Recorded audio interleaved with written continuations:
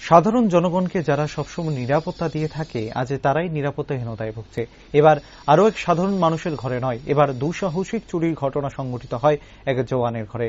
এরকমই একটি ঘটনা সংঘটিত হয় ধলেশ্বর ১৩ নং রুড এলাকায় নিমাই দাসের বাড়ির ভাড়াটিয়া সুপ্রসন্ন সরকারের ঘরে।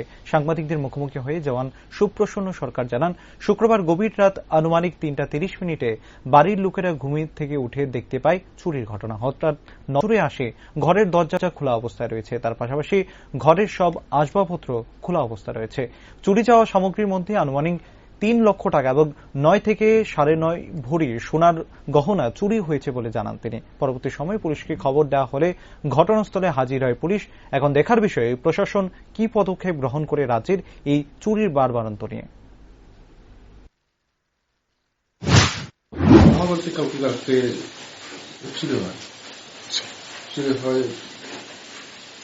তার দৌরান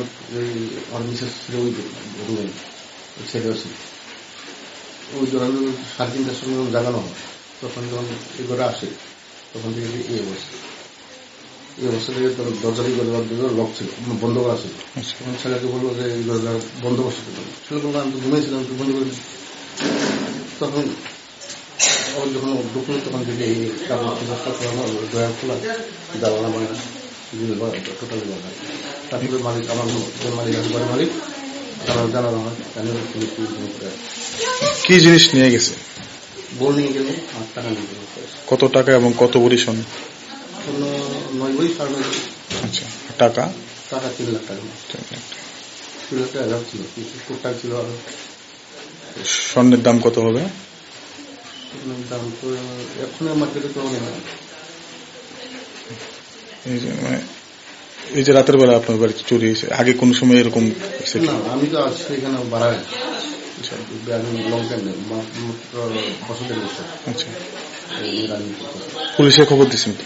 হ্যাঁ, আমার মালিক বাড়ির মালিক তাকে পুলিশে খবর দিল। আমি তো ছিলাম। পুলিশ কি কইছে? পুলিশ তো ঠিক আছে, নাম্বার নিয়ে গেল, তারপরে গিয়ে সেটা সবকিছু টিকা নিয়ে গেল। ঠিক আছে, যদি ফোন পায় তাহলে আমাকে ফোন করবে। আপনার নামটা? আমার নাম সুপ্রসন্ন সরকার। হ্যাঁ, সুপ্রসন্ন সরকার।